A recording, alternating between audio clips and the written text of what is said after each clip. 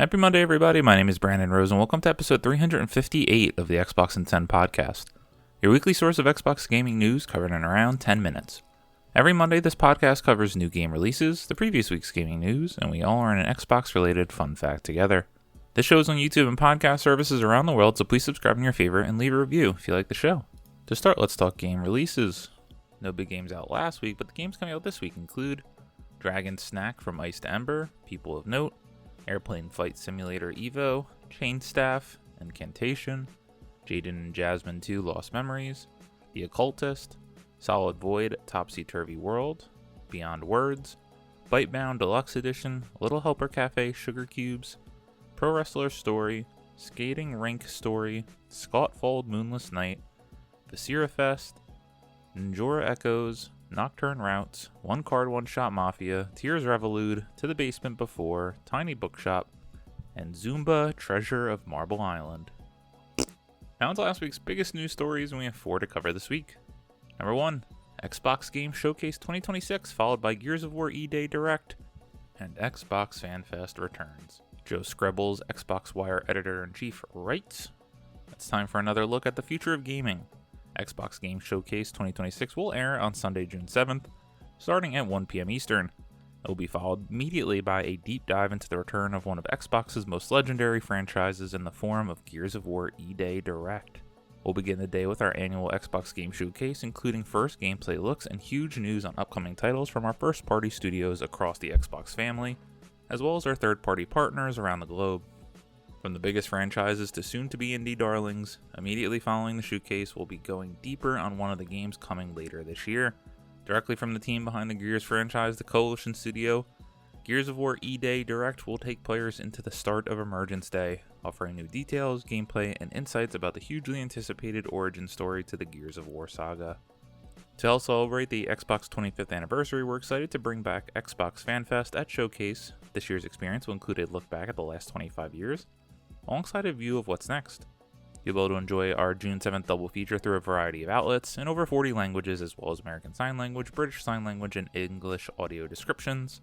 This double feature also kicks off a week's worth of coverage here on Xbox Wire, the official Xbox podcast, and the Xbox YouTube channel, featuring updates, extra details, and deep dives on many of the games you'll see in the show.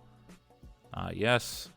The light version of Video Game Super Bowl week returns a la Summer Game Fest, Xbox Showcase, and I cannot wait. Easily the most anticipated show of the year, where we get all of our big new announcements.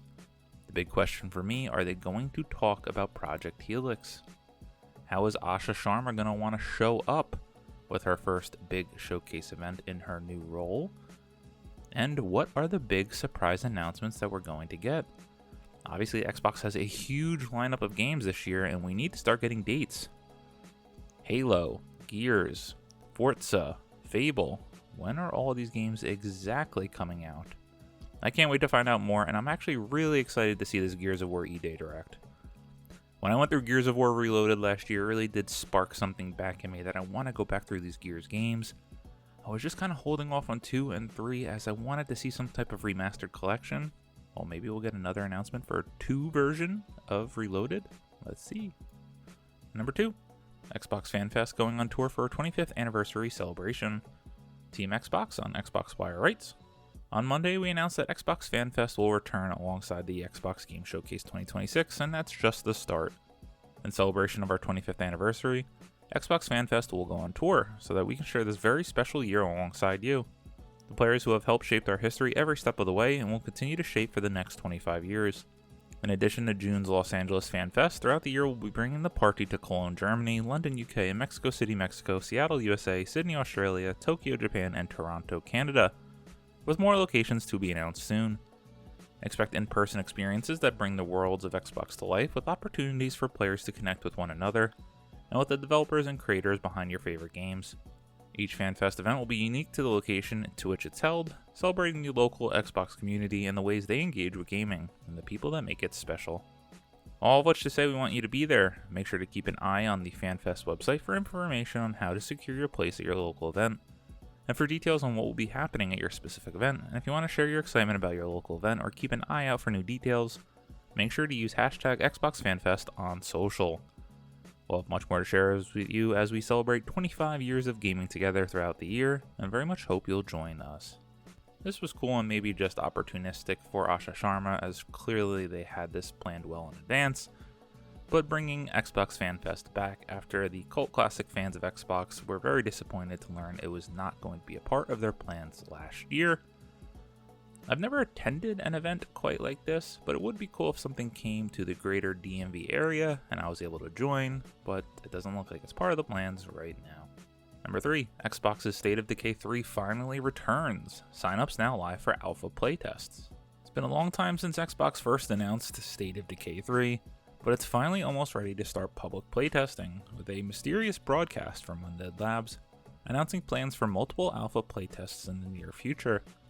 You can watch from this broadcast above, which shows off a few bits of concept art and actual gameplay, albeit only a few seconds, from State of Decay 3, also emphasizing the role of the State of Decay community in shaping the game.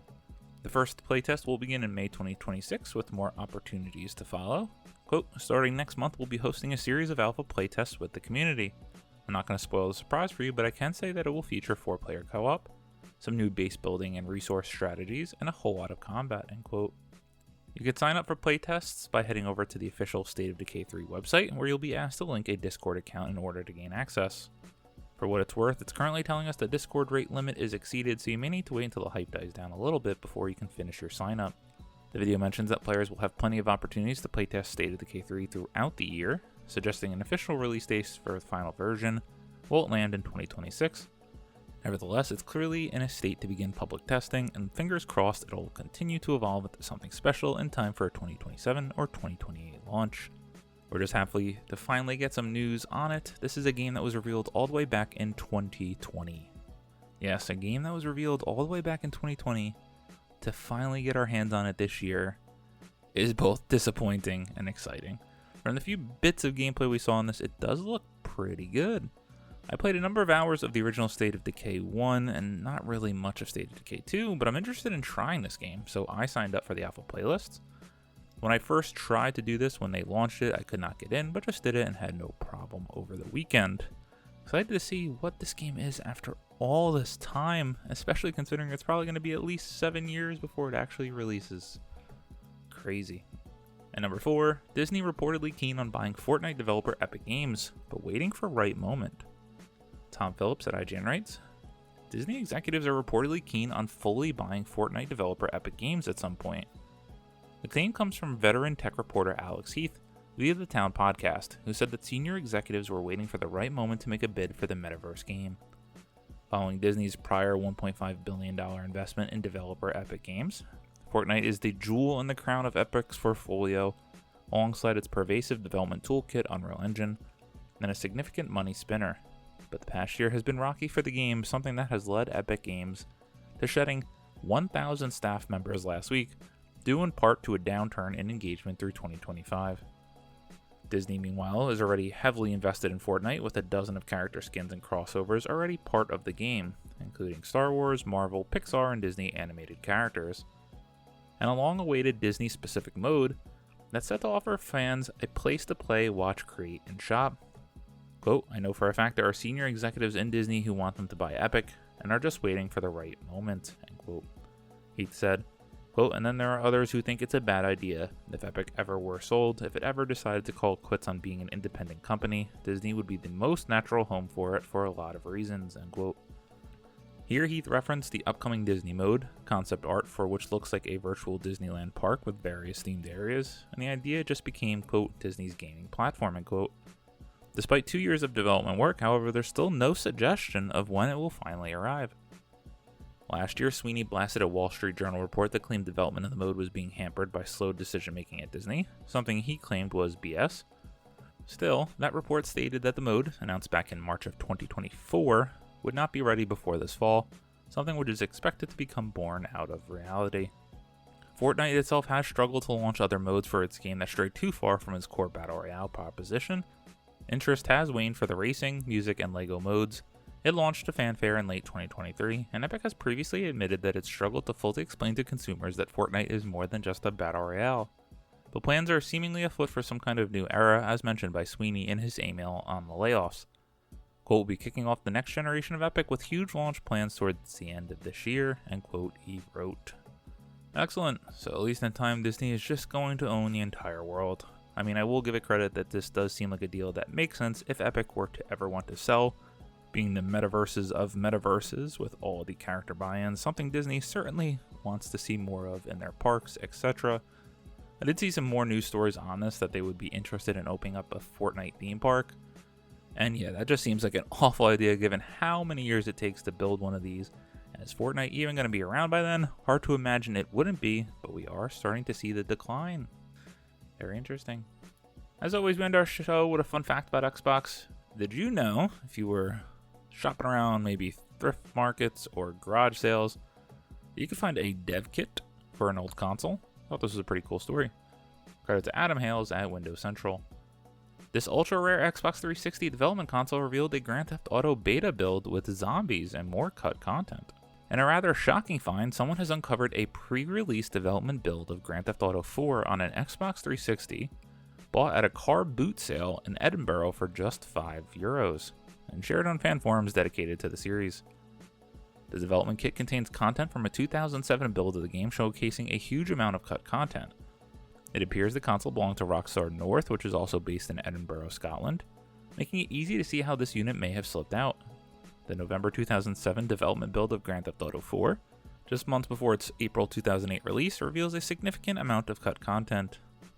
This includes an early version of the game's ferry system, which appeared in trailers but never made it into the final release, along with different radio stations and changes to weapons.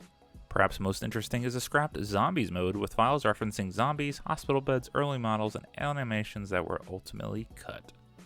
I love seeing stuff like this. It is so cool and interesting to find some of what could have been. As for me, still have never ever beaten a Grand Theft Auto game.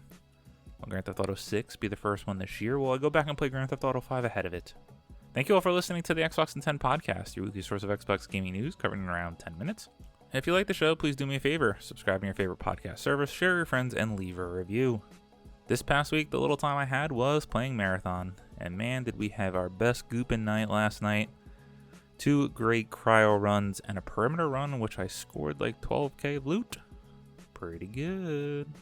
My name is Brandon Rosa. You can follow me on Xbox at Rosa93. Hope you all have a great week, stay safe, and keep on gaming.